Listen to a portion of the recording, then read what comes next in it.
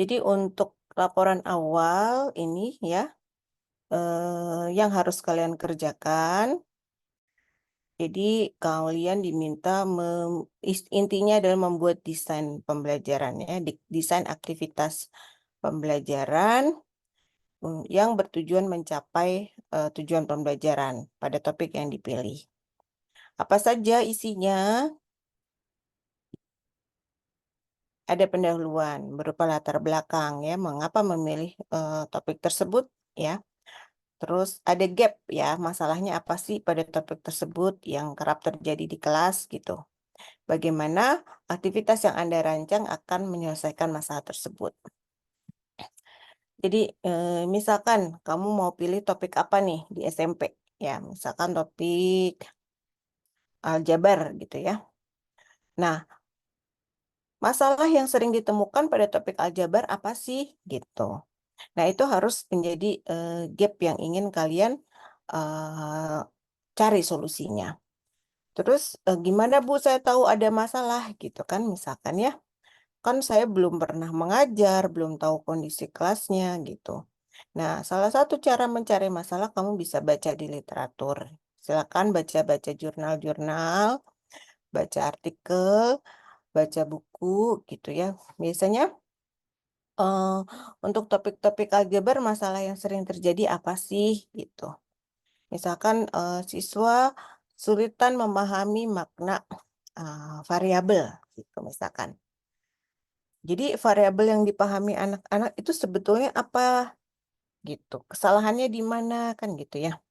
Nah, lalu bagaimana nanti aktivitas yang kalian rancang itu bisa membantu siswa menjadi lebih paham tentang variabel.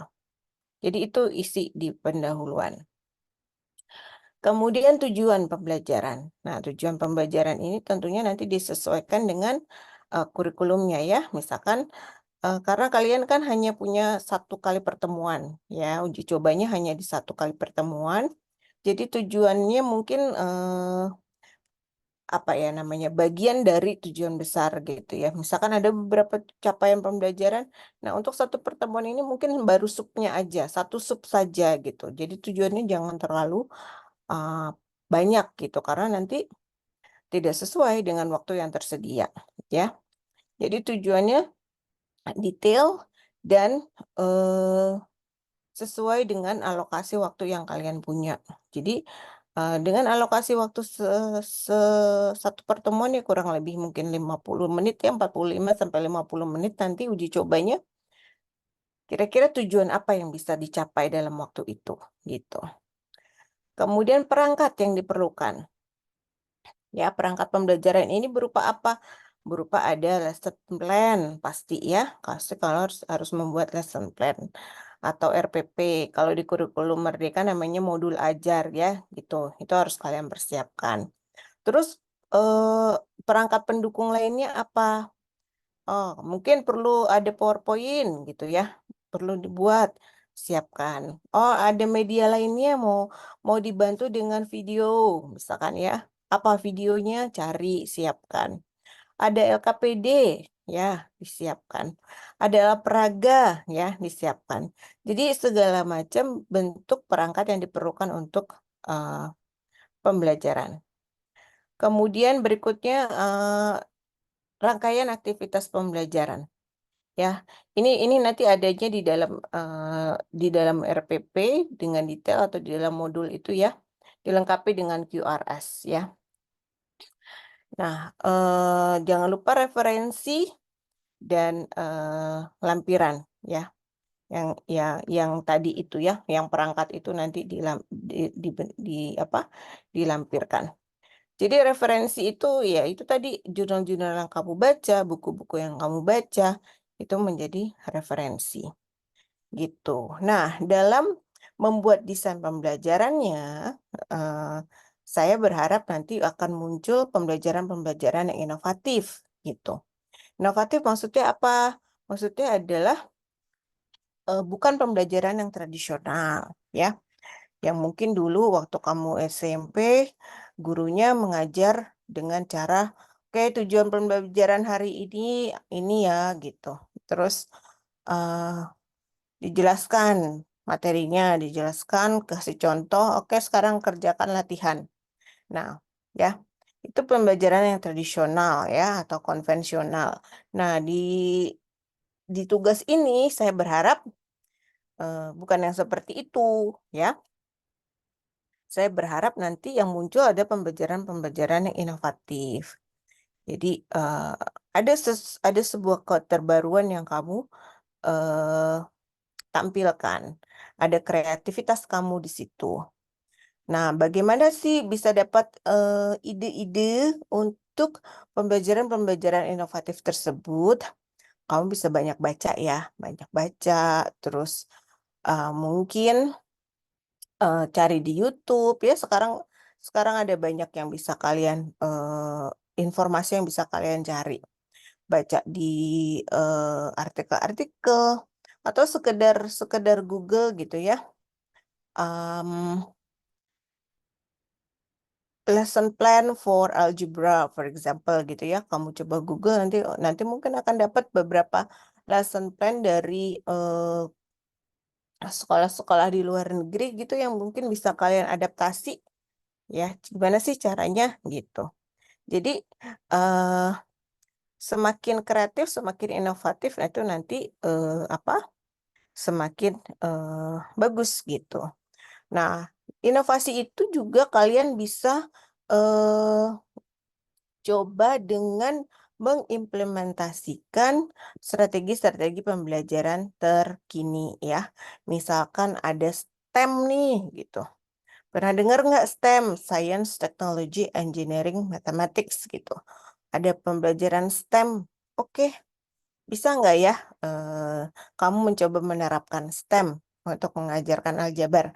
Gimana caranya gitu ya.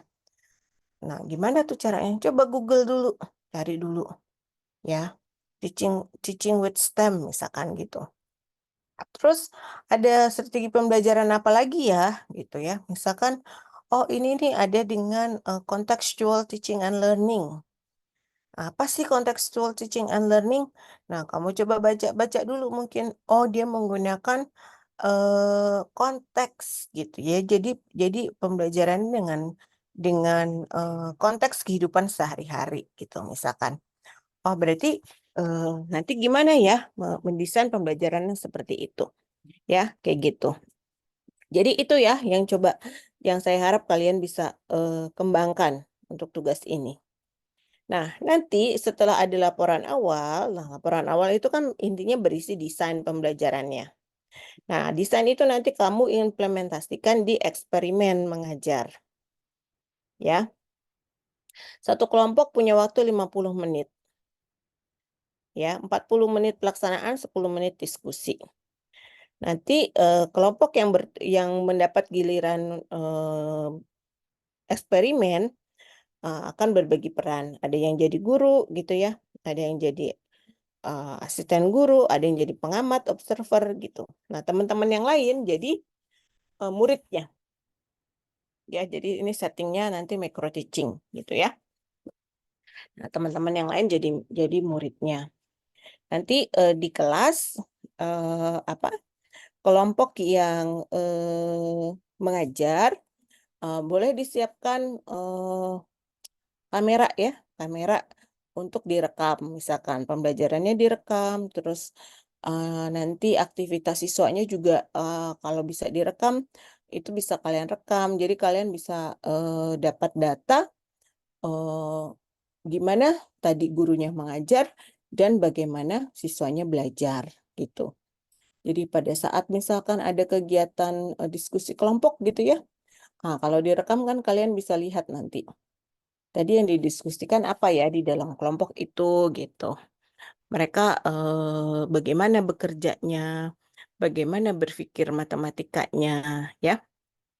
Jadi nanti data-data tersebut bisa kalian lampirkan dalam laporan akhirnya, gitu, ya. Nah, di laporan akhir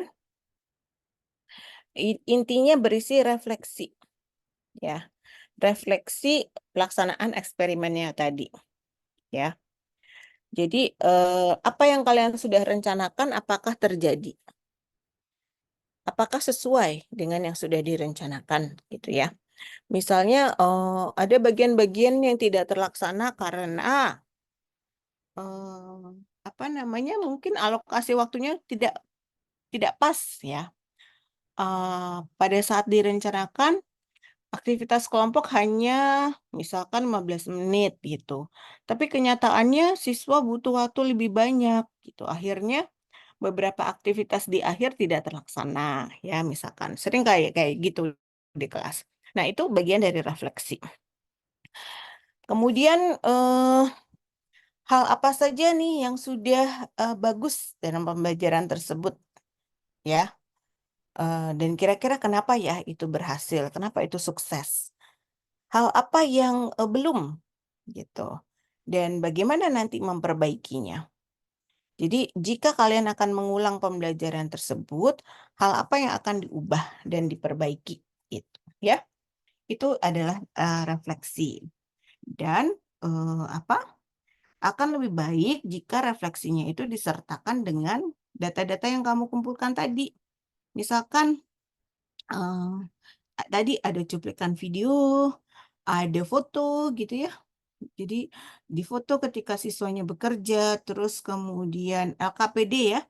Kalian misalkan membuat LKPD, terus, LKPD-nya kan diisi sama siswa tuh ya.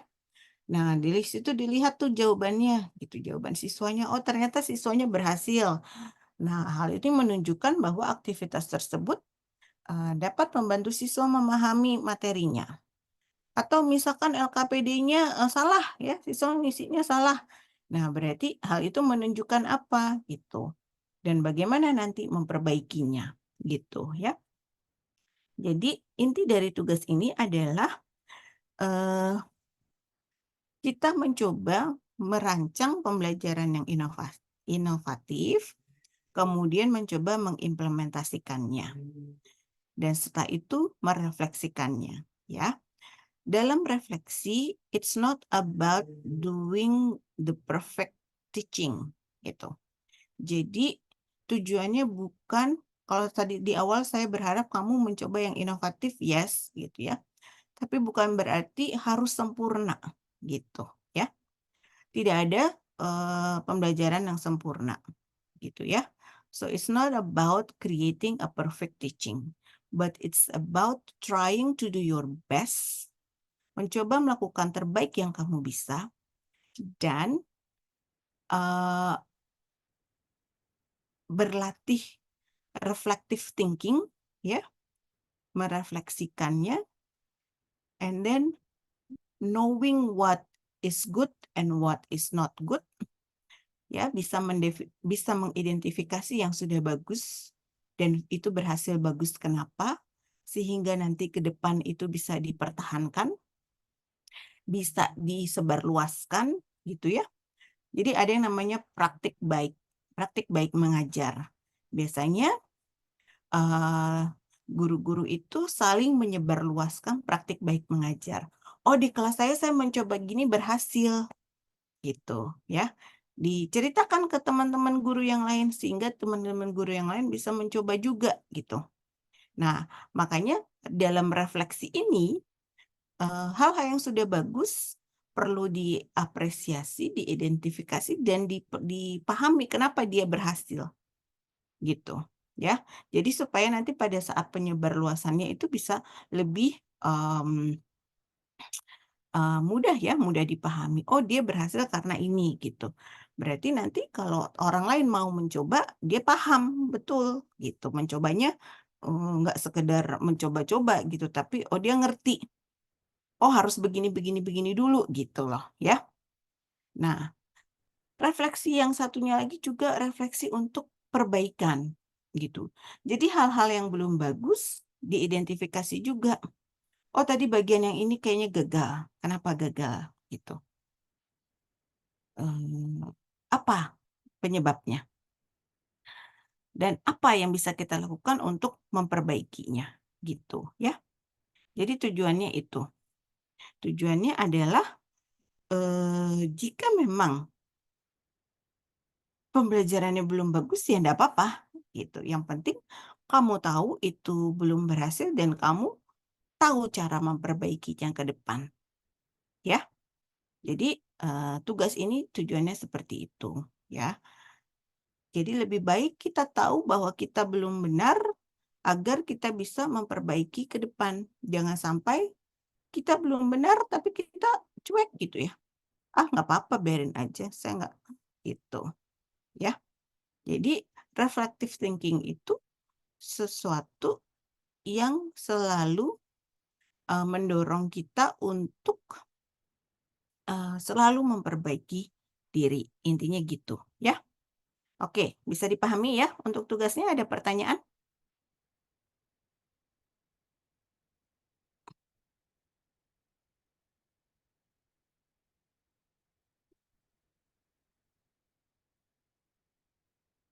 Ibu mau bertanya. Ya, silakan. Itu untuk contoh soal asesmen itu sama kayak soal LKPD ya berarti? eh Assessment itu kan bisa dipandang dengan berbagai perspektif ya. Ada assessment for learning gitu. Kalau assessment for learning apa? Assessment for learning adalah penilaian yang digunakan untuk belajar gitu. Jadi misalkan mau bikin soal-soal di LKPD gitu. Itu bisa dibilang sebagai assessment for learning. Karena ketika anak-anak mengerjakan LKPD, soal-soalnya itu membantu dia untuk berlatih memahami materi yang diajarkan. Ya, ada lagi assessment of learning. Jadi assessment yang digunakan untuk melihat hasil atau hasil dari pembelajarannya. Biasanya assessment of learning itu berupa tes di akhir ya. Tes di akhir uh, topik yang sudah diajarkan. Tujuannya untuk tahu apakah dia sudah berhasil mempelajari topik tersebut gitu. Seberapa seberapa banyak atau seberapa baik dia memahami topik tersebut gitu ya. Gitu. Jadi tergantung kamu mau memberikan assessment yang mana ya. Oke Ibu, terima kasih. Ya. Ada lagi yang mau ditanyakan?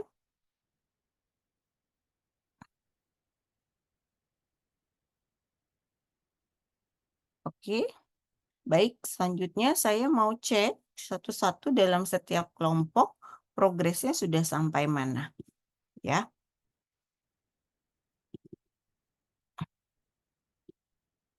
Jadi kelompok yang saya panggil namanya, tolong sampaikan Anda sudah mengerjakan apa saja dan jika ada yang ingin ditanyakan bisa disampaikan ya. Kelompok 1, Ariyanti, Tauri, Neska, Rina. Oke, kelompok 1 ada? Ibu, Ya, kamu ada nanti Ibu. topiknya apa? Ngambilnya aljabar, Bu. Aljabar kelas berapa? Kelas 7. Oke. Oke, terus nanti rencananya gimana? Rencananya itu kan tadi awalnya kita udah nentuin, Bu. Tapi kita tuh satu bab gitu, Bu. Jadi kan nggak cukup ya kalau waktunya gitu. Nanti paling kita revisi lagi, cuman milih satu subbab aja. Nah, habis itu kalau untuk progresnya sendiri, kita niatnya tadinya mau buat RPS masing-masing subbab gitu, Bu. Jadi ada yang unsur-unsur aljabar, habis itu sifat-sifat aljabar sama pemodelan aljabar. Cuman nanti karena tadi Ibu bilang menyesuaikan waktu juga, nanti kita bakal pilih satu doang. Nah, itu juga untuk RPS-nya masih belum jadi, Bu, masih proses. Ya, jadi pilih satu saja dan kerjakannya bareng-bareng ya, sama-sama. Jadi semuanya paham gitu ya. Jadi dalam kerja Iya, Ibu. kelompok, kalau bisa memang betul terjadi diskusi gitu ya. Jadi jangan sekedar membagi-bagi tugas, akhirnya kerja sendiri-sendiri gitu. Ya. Iya, Ibu. Oke, Ya, jadi nanti dipilih pasti satu Ibu. subbabnya ya. Oke, dan difikirkan nanti Iya, Bu. apa? Bagaimana aktivitas pembelajarannya. Oke, Iya, Bu. kelompok 2, Makasih, Bu. Elvira, Hanifa, Nabila, Rangga. Halo, kelompok 2, Elvira, Hanifa, Nabila, Rangga, ada?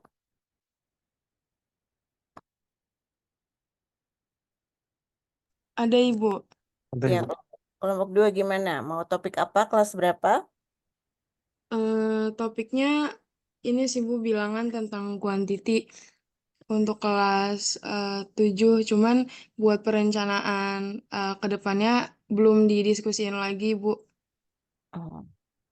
Oke, bilangan itu di kelas 7 nanti mau bilangan apa ya? Jadi dipilih untuk satu pertemuan ya, dipilih subtopiknya ya. Satu saja. Iya Ibu. Mm-mm. Oke, next kelompok 3, Rida, Leskia, Fatimah. Kita topiknya lingkaran Ibu untuk kelas 9. Oke, lingkaran. Hmm, Nah, eh, ini subtopiknya apa? Udah tahu udah tahu Bu. apa? Cuman ada luas. Kali ini sebenarnya kita buat media pembelajarannya juga, cuman masih di iniin, diomongin lagi Bu. Mm-mm. Emang. Oke. Kelompok 4, Salsabila, Zodeta, Aurelia. Iya Ibu, Ah, untuk kelompok 4 sih, untuk sekarang itu masih kepikirannya bangun datar. Cuma untuk subtopiknya dan aktivitasnya masih dicari lagi Ibu literasinya. kelas berapa ya bangun datar tuh? Kelas 7 Ibu. Kelas 7. Iya. Ya, nanti dipikirkan subtopiknya ya. Kemudian kelompok 5, Dwi, Fauzia, Sabira. Iya Bu, kalau kelompok 5 itu kita mau ambil aljabar tapi yang kelas 8 kan tadi kalau Arianti itu kan yang kelas 7-nya. Nah Hmm, itu eh buat kedepannya kita masih diskusi sih Bu. Jabar kelas 8 tuh tentang apa? Eh Sebentar.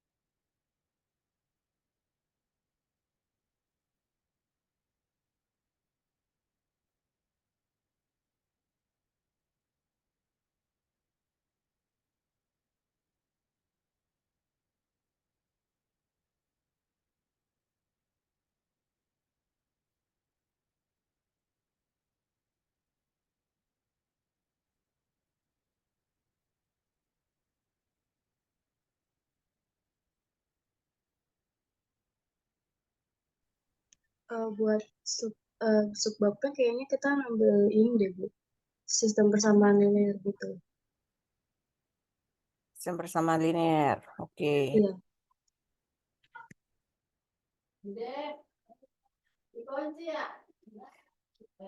Oke. Oke, nanti dipikirkan lagi ya, nanti aktivitasnya mau seperti apa.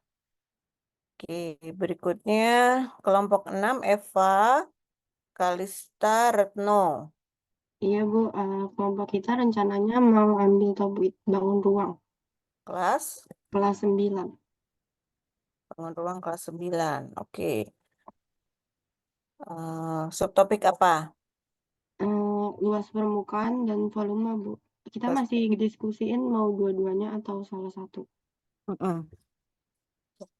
Kamu cuma punya waktu 50 menit ya? Iya Bu. Jadi nggak banyak itu. Satu aja, pilih satu. Baik Bu.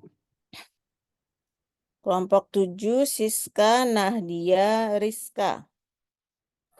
Iya, hadir Ibu. Mm-mm. Untuk kelompok 7, insya Allah kami memilih topik transformasi geometri yang Mm, kelas 9. mm, Sebenarnya udah diskusi gitu, cuman kami tuh masih bingung untuk subtopiknya. Tadinya mau diambil semua gitu, karena kami kan niatnya mau apa ya, udah ada nih aplikasinya waktu itu pernah buat bertiga gitu. Jadi kita mau ngembangin dari aplikasi itu gitu. Terus jadinya bingung mau pakai semua subtopik apa mau beberapa sub aja gitu. Waktunya kamu terbatas ya. Jadi saran saya sih jangan dipaksakan semua. Yang penting materi nggak harus banyak, tapi dalam ya. Materinya sedikit tapi dalam. Jadi nggak bukan yang banyak tapi cuma di luar aja, cuma permukaan aja itu nggak bagus ya. Justru semakin dalam ya pemahamannya lebih bagus gitu ya. Oke, Ibu. Ibu sebelumnya izin bertanya. Ya. Kan di rangkaian pembelajaran itu kan ada QRS ya. Hmm.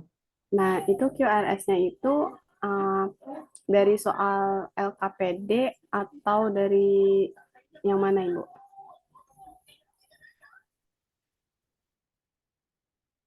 Bisa dari mana aja ya. Yang penting QRS-nya itu tercapai gitu. Tidak ada batasan ya.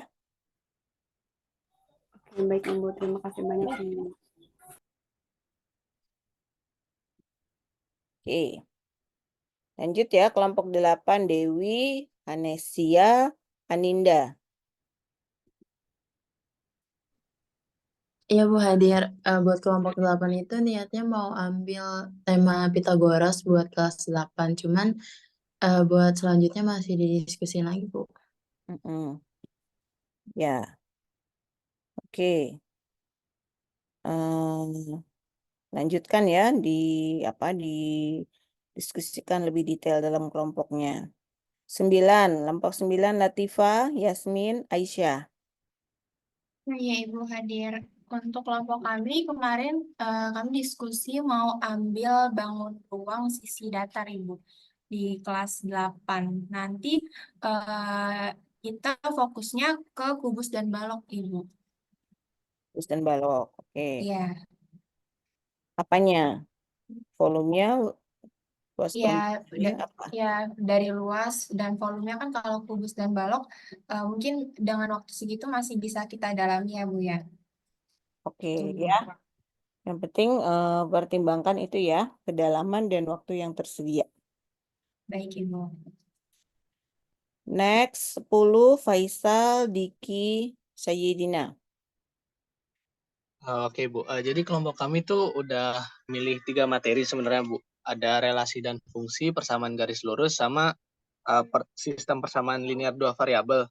Tapi sebenarnya kami belum tahu Bu mau pakai yang mana. Kalau perkiraannya kemungkinan jadi pakai 2 materi gitu Bu, relasi dan fungsi sama persamaan linear, persamaan garis lurus. Kalau kayak gitu kira-kira gimana Bu?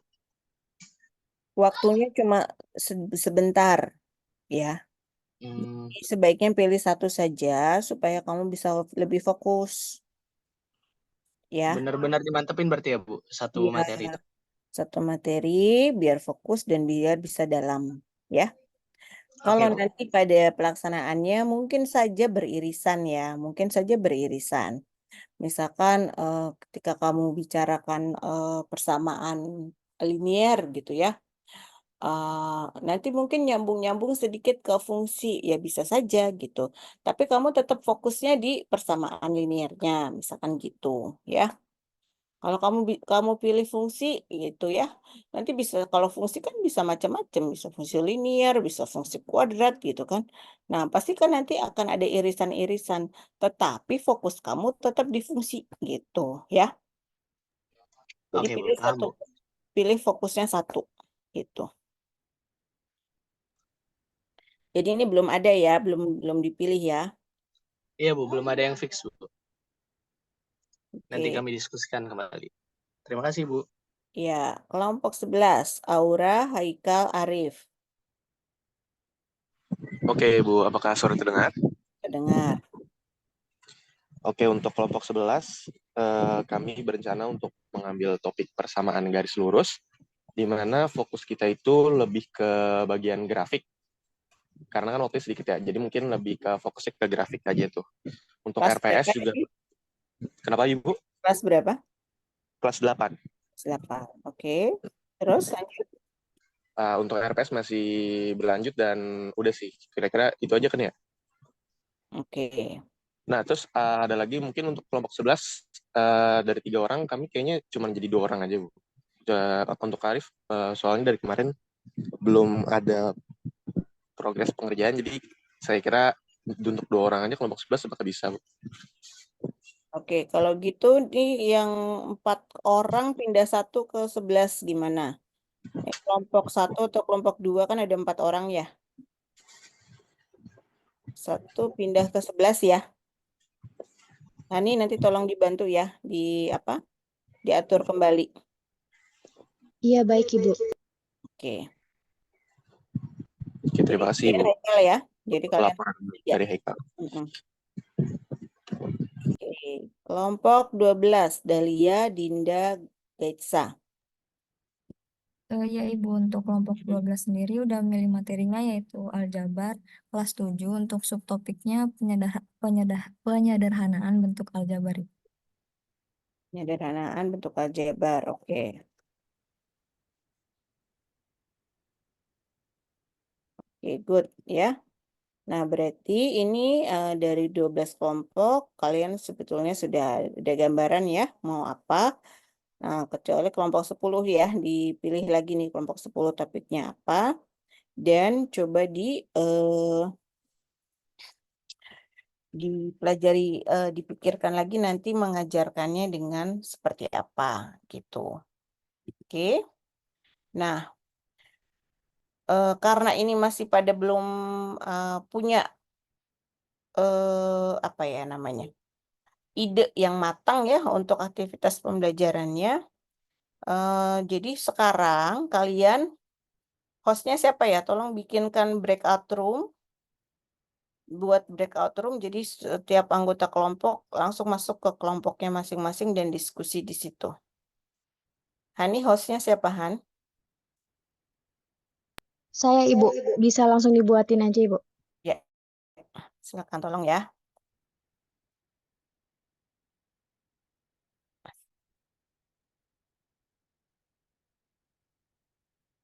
Oke, sudah ada breakout room masing-masing dari kalian silakan masuk. Room 1 berarti kelompok 1 gitu ya. Dan seterusnya dan seterusnya. Silakan join masing-masing. Baik, Ibu. Terima kasih.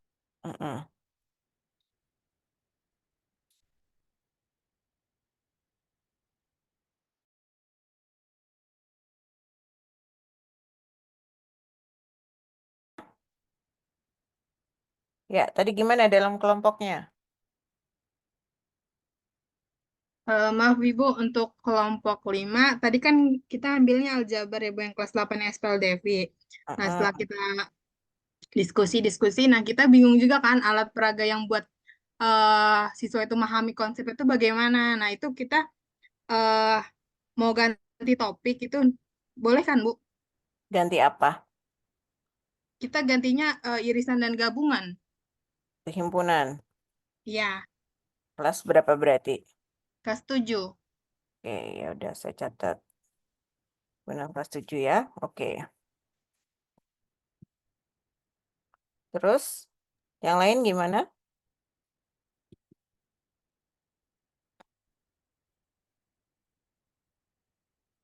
Sudah punya Ibu, ide ngajarnya pakai apa gitu? Gimana mau ngajarnya? Ya, Dinda gimana? Kalau kelompok 12 tadi kita diskusi mau pakai kayak permainan gitu Bu, dari permainan monopoli. Jadi nanti kita sesuaiin sama materi aljabar. Nanti bagian-bagiannya ada yang diubah gitu Bu. Oke, belajar aljabar pakai main monopoli. Gimana tuh? Coba ceritain lebih detail.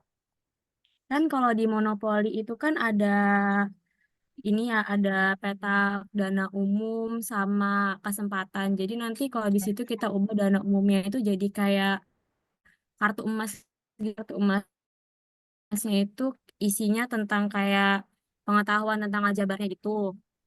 Kayak rumusnya gitu, cara substitusi atau cara penyederhanaan bentuk aljabarnya. Terus nanti kalau yang apa kartu kesempatan itu kita ganti jadi kartu soal. Jadi nanti itu isinya tentang soal-soal yang berkaitan sama aljabar, Ibu. Oke, jadi permainan itu sebetulnya eh, soal-soal aja. Iya, Oke, jadi sebenarnya mereka cuma ngerjain soal, tapi dikemasnya dalam bentuk permainan. iya gitu. Kenapa seperti itu? Karena biar apa ya? Biar kan anak-anak apa SMP itu kan dia punya mindset kalau matematika tuh kadang sulit atau apa, apalagi dalam materi aljabar gitu kan, Bu. Jadi Hmm. kita mau kemas dalam bentuk permainan biar mereka juga tuh relax gitu waktu belajar juga.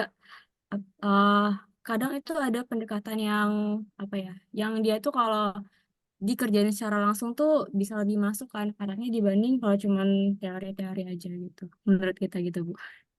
Terus nanti dia mengerjakan soalnya di mana? Di kartunya itu jadi nanti kan ada kartunya tuh. Kalau semisal dia nanti masuk ke dalam petaknya itu, dia ngambil kartunya nanti dia kerjain kayak di papan tulis gitu, Bu. Tapi tetap nanti ada gurunya yang ngebimbing buat validasi jawabannya benar atau salah. Hmm. Ya, karena kamu butuh informasi seperti tadi saya bilang ya. ah, Hasil pekerjaan siswa itu jadi data refleksi kamu nanti gitu, ya. Jadi Iya. eh, pikirkan kalau mau pakai monopoli, sediakan tempat di mana anak itu bisa menuliskan cara berpikirnya dia, supaya nanti Hmm. kamu bisa melacak dia sudah benar atau belum gitu, ya. Oh iya, Bu. Ya. Jadi gimana caranya supaya itu bisa terrekord gitu. Jadi kalau sekedar dijawab secara lisan, nanti kamu kesulitan mengetahui jawabannya benar atau salah. Kalau jawabannya salah, salahnya di mana?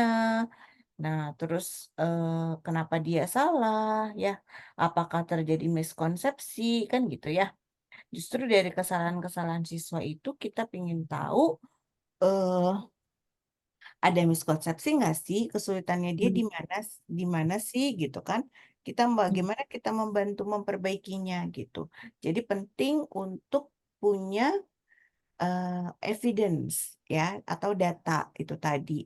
Makanya sediakan ruang berupa, I don't know, maybe a piece of paper gitu ya, LKPD atau apa, di mana anak-anak itu nanti bisa menuliskan cara berpikirnya gitu ya.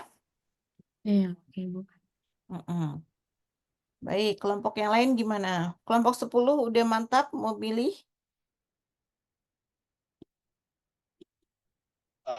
Kayaknya udah sih, Bu. apa? Jadi kami niatnya mau milih materi aritmatika, terus buat judulnya itu yang pola bilangan, Bu, materi kelas 8. Pola bilangan. Oke, Iya, Bu. ya good. Nih saya catat ya. Nanti ngajarnya bagaimana? Aktivitasnya mau apa?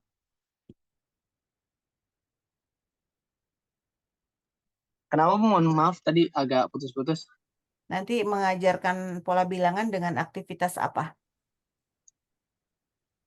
Lebih ke kayak ngajar biasa, tapi pakai alat peraga sih, Bu, kalau niatnya kami. Pola peraganya apa? Alat peraganya bentuknya fisik, Bu. Kalau niat awalnya namanya itu baretrika, kami nemu di YouTube. Ada cara buatnya. Jadi ceritakan seperti apa alatnya itu. Seperti apa ini namanya?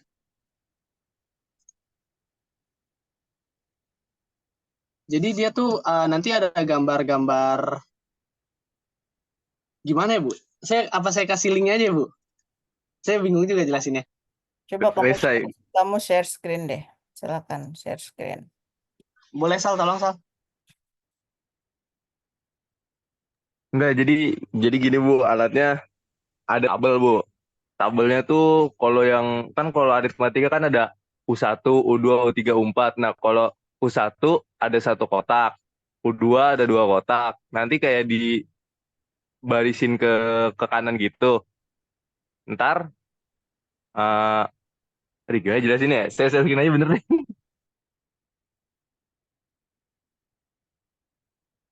Ya, silakan.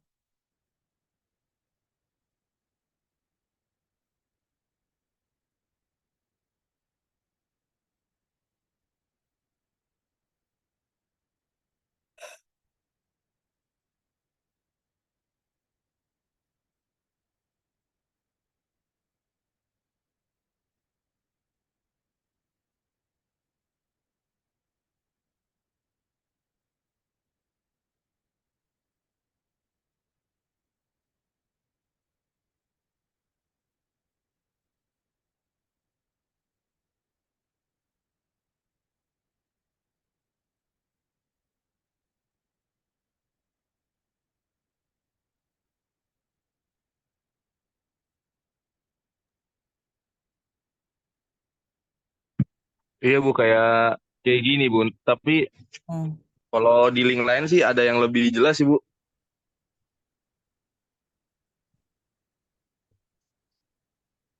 Jadi nah ini cara ngitungnya kan, itu kan kalau B kan ibaratnya origami yang biru ya, itu kayak bedanya kan, kayak apa sih sebutannya?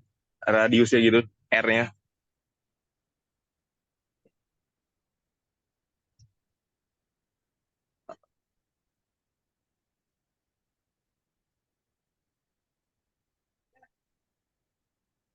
A plus B. Iya Bu. Terus ada juga yang ada satu lagi link satu lagi.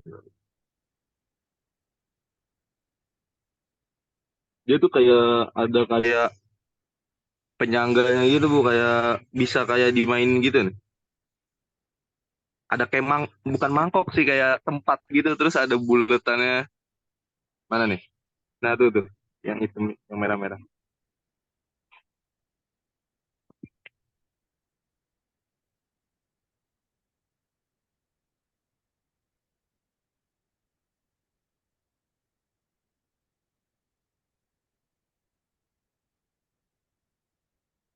Faisal nggak kelihatan itunya, share screen-nya. Apanya? Emang iya? Lah, kalau gini? Sepotong doang. Lah, sebentar.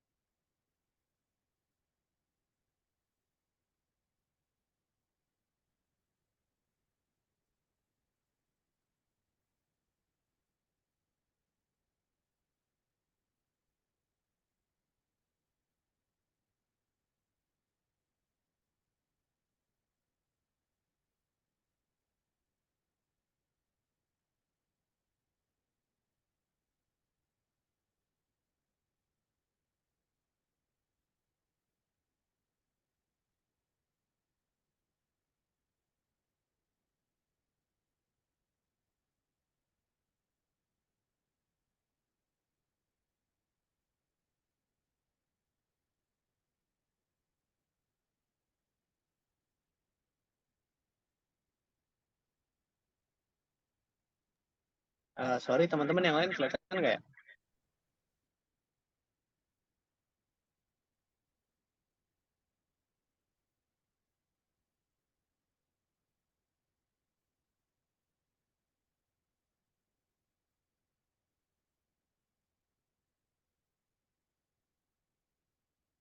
Apa yang ingin kamu tampilkan? Belum ini nih.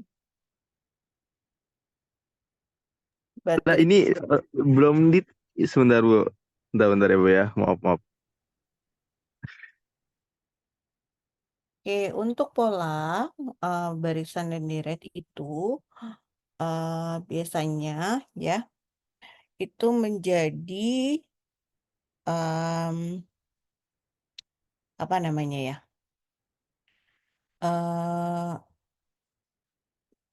Jadi awalan ketika akan mengajarkan fungsi ya. Jadi itu pendekatan yang sering dipakai untuk mengajar fungsi sebetulnya. Kalau di di buku-buku referensi luar negeri kebanyakan seperti itu. Tapi kalau di kurikulum kita barisan dan deret itu ada satu pola itu masuk satu topik tersendiri itu ya. Kalau di luar negeri kebanyakan itu diajarkan di dalam topik fungsi. Kenapa topik fungsi? Jadi nanti ketika dia mencoba mencari pola sampai dia memperoleh rumus umumnya gitu. Misalkan apa namanya ya? Misalkan nih ada seorang anak si Adi gitu ya. Si Adi setiap bulan dikasih uang jajan 200.000 misalkan sama ibunya. Nah, setiap hari si Adi itu jajan 8.000 misalkan gitu ya. Nah, nanti anak dikasih pertanyaan-pertanyaan prompt question gitu ya.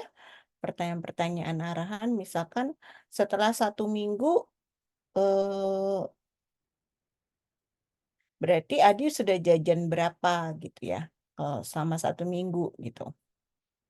Kita anggap Sabtu dan Minggu libur, jadi dia nggak sekolah nggak jajan gitu. Jadi 1 minggu itu 5 hari kerja ya.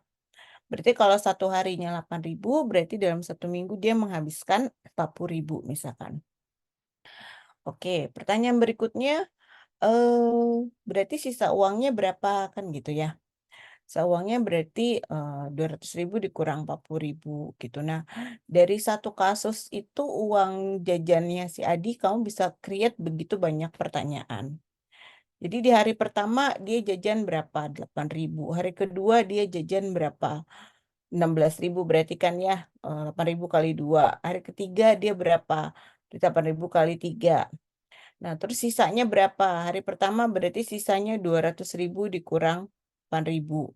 Hari kedua sisanya berapa? 200.000 dikurang 16.000 dan seterusnya. Akhirnya ketemu pola kan? Ketemu pola bahwa setiap hari berkurang 8.000 misalkan gitu. Nanti akhirnya ketika ditanya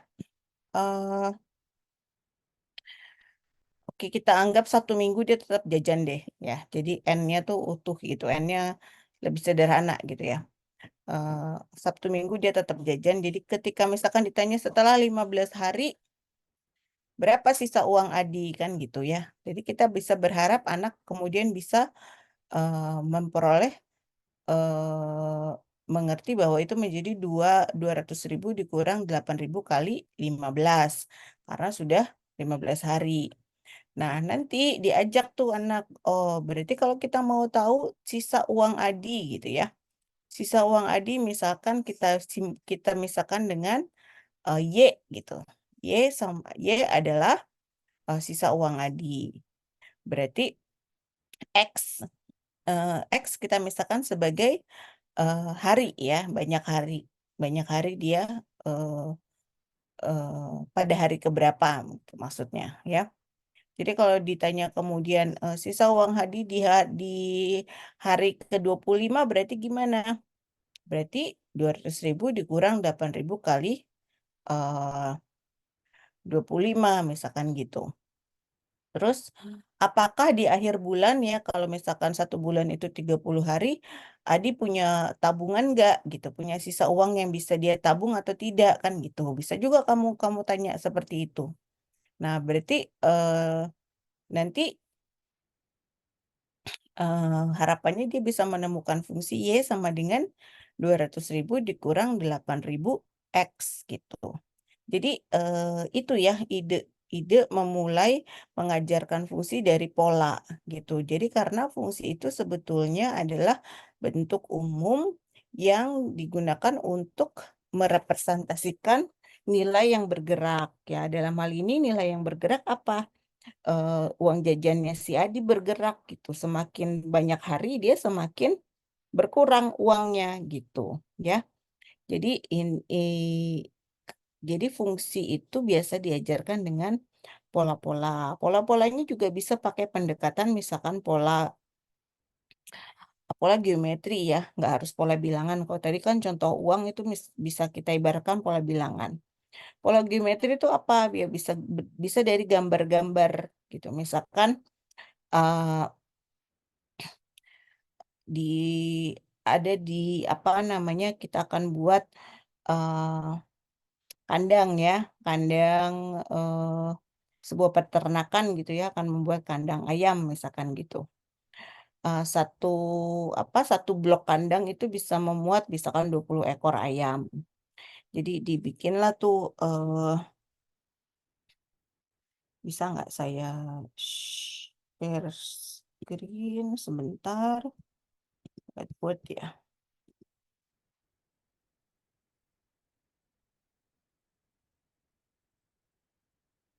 Kelihatan whiteboardnya?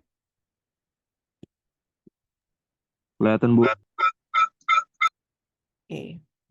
Misalkan kandang ayam gini ya. Satu kotak gini. Nah, terus kalau ayamnya bertambah, ditambah ya gitu. Nah, misalkan di sini diperlukan berapa kita hitung garisnya ya atau sisinya.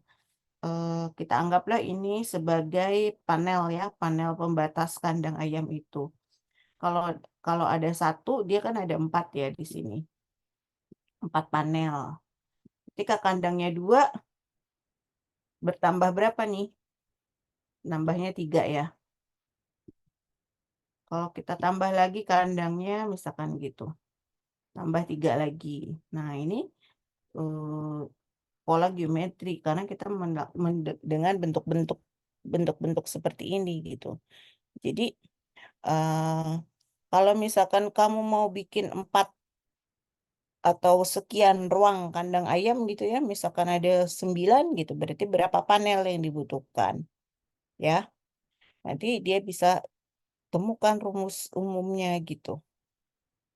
Kalau Y sama dengan banyaknya kamar atau kandang, X sama dengan banyaknya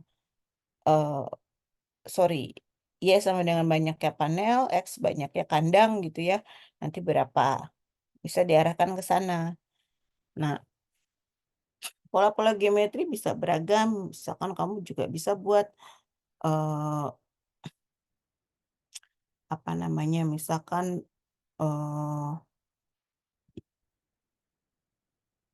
bilangan kuadrat ya, 1 gitu.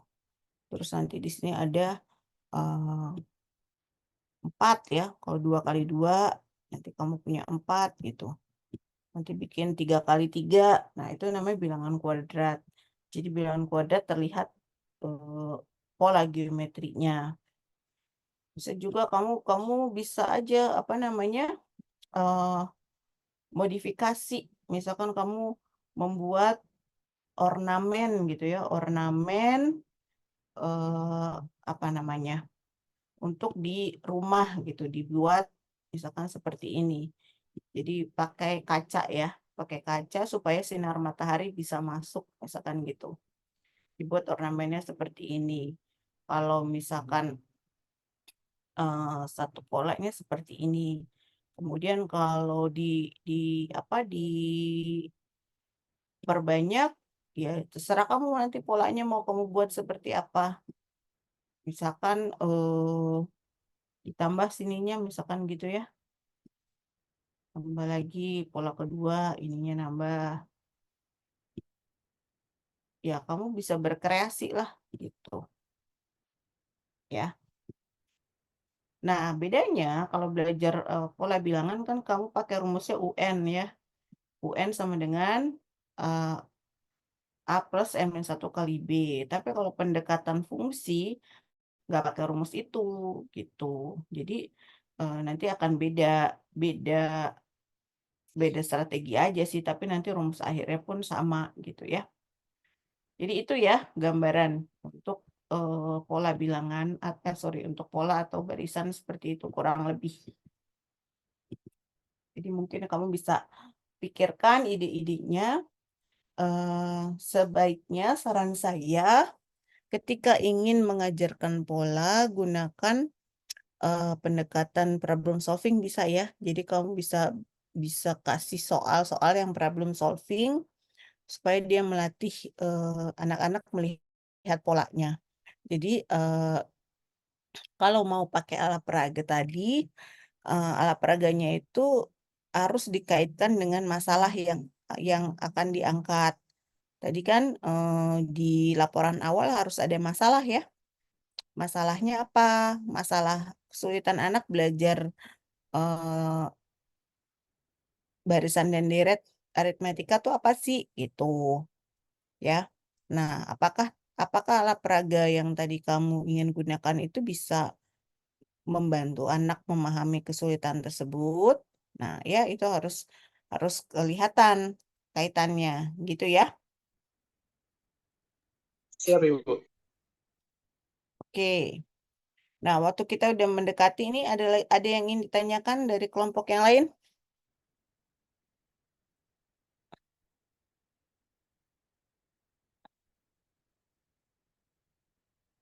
Oke, silakan dilanjutkan dalam kelompoknya masing-masing ya, dimatangkan lagi.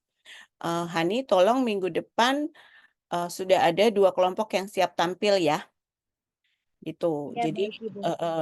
jadi Hani tolong diatur urutan maju kelompoknya. Terus yang tadi ya, kelompok 1 atau kelompok 2 1 orang silakan pindah ke kelompok berapa tadi? 11 ya atau 12? Ya, Ibu. Tapi maaf, Ibu, untuk Mm-mm. Ya, kenapa Han? yang antara kelompok 1 atau kelompok 2 itu masih rada keberatan karena takutnya dari Arif sendiri nggak membantu, Ibu. Soalnya dari kerja kelompok sebelum-sebelumnya juga Arifnya sendiri susah untuk ngerjain tugasnya. Ya Arif yang nggak usah dipikirin gitu. Kalau dia nggak kerja ya dia nggak dapat nilai. Ya, kalau misalkan kalian bekerja, anggap aja kelompok ini tanpa Arif gitu. Ya, Ya, baik, Ibu. jadi kamu nggak usah ya, mikirin Arifnya ya. Ini kelompok ini bekerja hanya kalian aja tanpa Arif gitu. Ya, oke, gitu ya. Nanti Ani tolong dikabari ke saya ya, gitu ya. Oke. Baik semuanya, silakan dilanjut dalam kelompoknya. Saya cukup dulu untuk hari ini. Untuk minggu depan pertemuannya luring ya. Oke, makasih semuanya. Saya pamit ya. Assalamualaikum. Waalaikumsalam. Terima kasih, Ibu.